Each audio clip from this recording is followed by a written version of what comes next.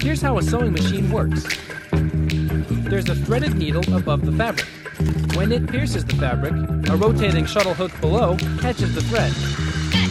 As the hook spins, it spreads the needle's thread, looping it around a threaded spool called a bobbin.